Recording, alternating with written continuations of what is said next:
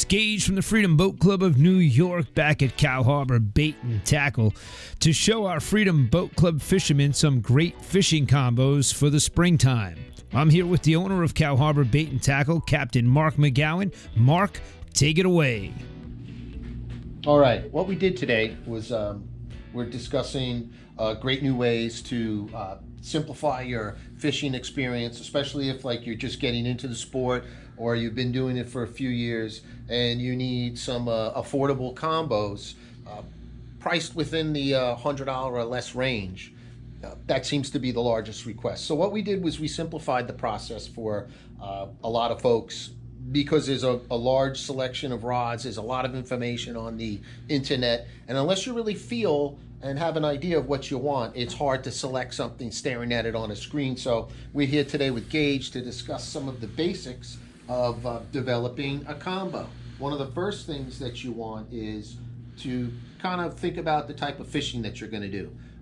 What's normal fishing for us all on Long Island, whether it's the North Shore or the South Shore, is going to be a range of lures or weights that will range, from like the 1 ounce up to the 8 ounce for your typical inshore fishing experience. And that will cover a large variety of rigs, plugs, lures, and whether you're looking to drift for fluke or sit on for porgies, a great day with the kids, or you're trying to get that bass or bluefish where you're either jigging or working top water type of artificial plugs, which we'll get into in future videos. But today let's stay focused on the whole purchasing a combo mentality. So what we've done was these combos, and again, there's a large variety of different sizes that we have, but to keep things simple for the average fisherman, we split them into the two most popular sizes, which is 6'6" and 7 foot, in the same type of action. For instance, medium heavy,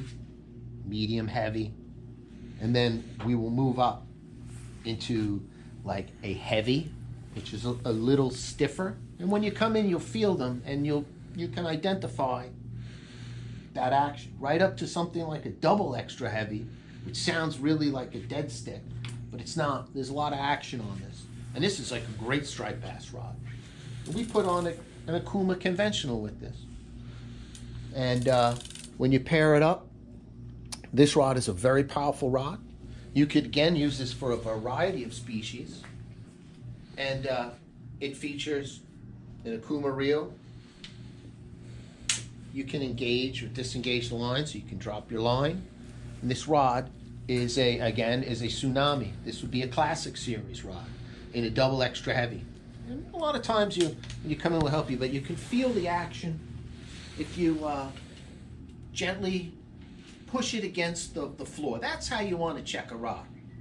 I'll show you what really makes somebody get nervous when you come into a shop and do. And the nicest people in the world do this. You don't want to do this. That's not how you check out our rod. That's how you break a rod. And think about that like when you're fishing. If you want to check a rod, you want to gently come over. Maybe a tackle shop should have an area where you can do this.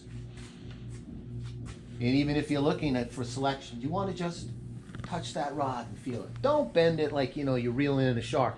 That's the action. You see that's a little heavy, the way the rod bends.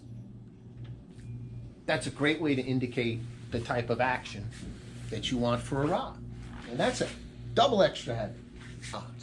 Well, if you look at the jigging, we'll put them up together right up here on the wall.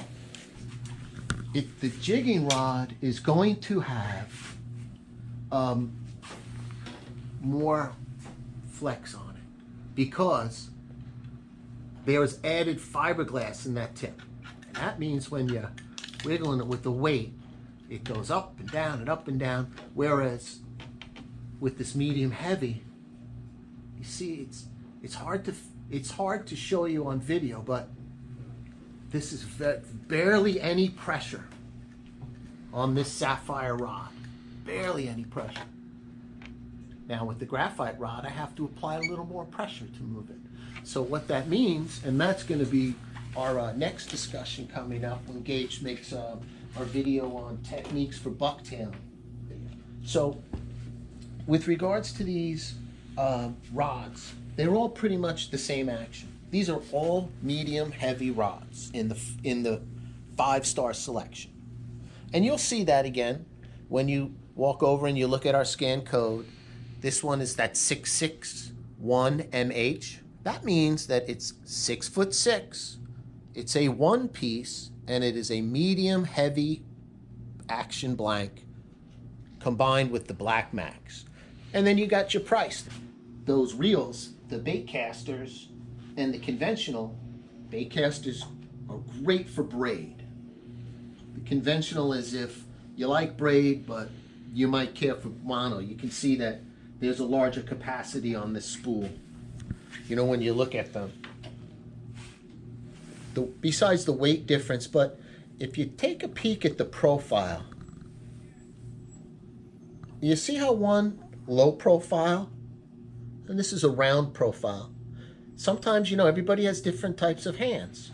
They both are the same type of reel seat. They both feature that trigger grip for that great feel, well balanced when you're jigging or when you're just fishing. Remember, you always have to think about wear and tear on the wrist, because if you just like sitting like that, that doesn't always catch fish. You gotta get the mojo down, you know, and you'll feel it. You get that mojo down, and you get that right feel. And we're gonna be talking about that.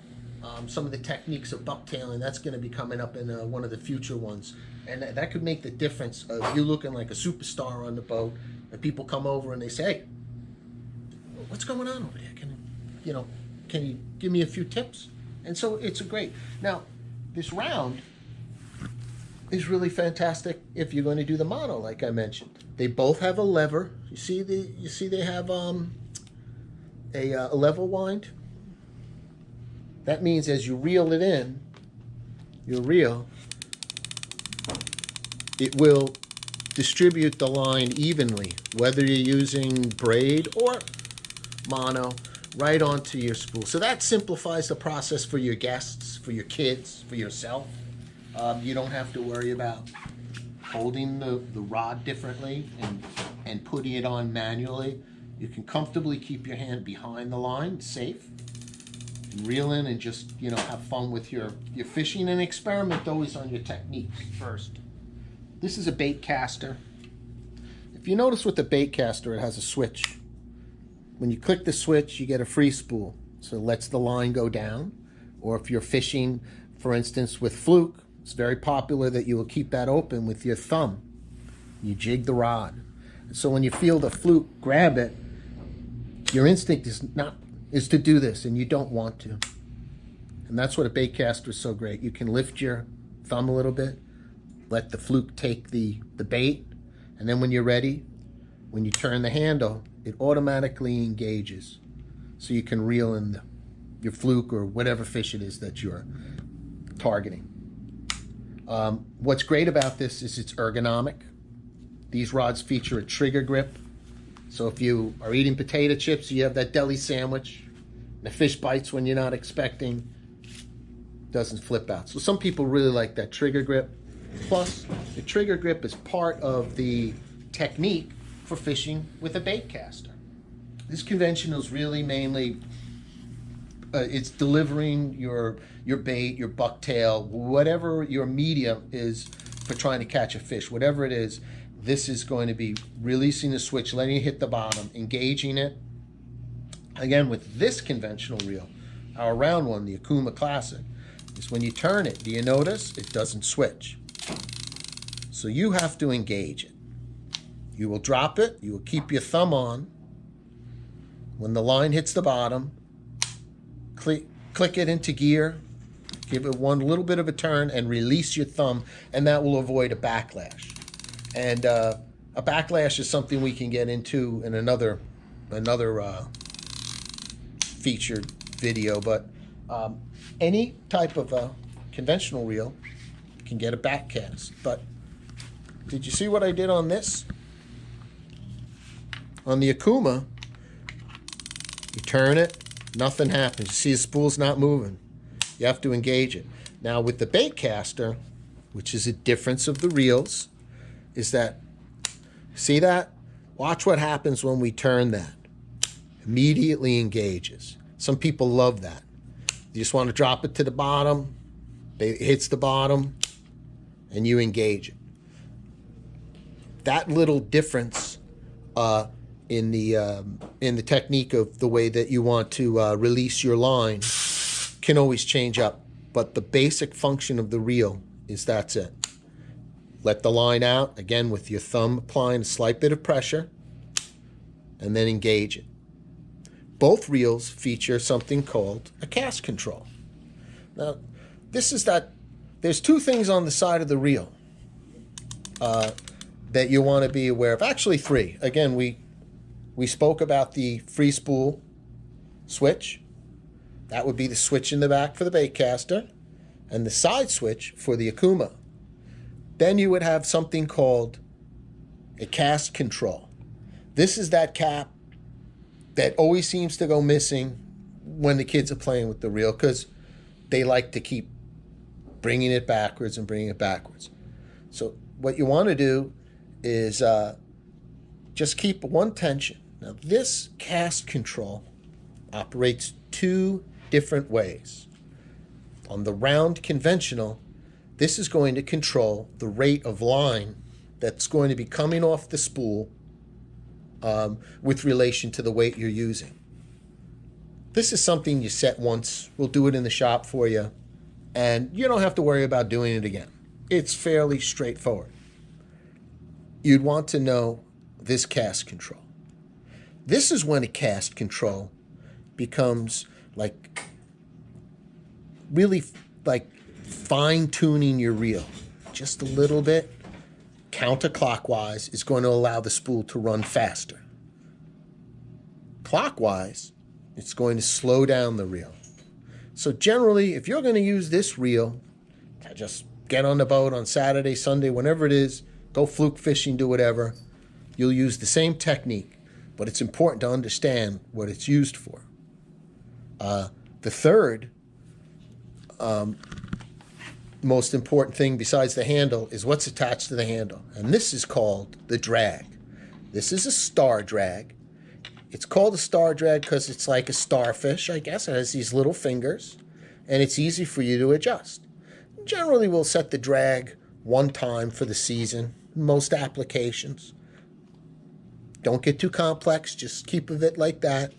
Set the cast control one time, set your drag one time, and then what this will do is it will either increase or decrease. And meaning that if it goes counterclockwise and you turn it, that line, the spool, nothing's going to come up. That spool doesn't move. It barely moves.